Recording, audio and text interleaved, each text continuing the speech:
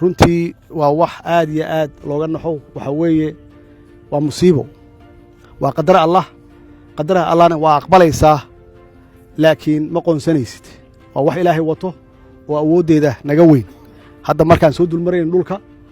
xaqiiqatan waa arkaysaa wax naga awood badan inay tahay wixii aan soo aragnay sida biyaha u fadhiyaan dhulka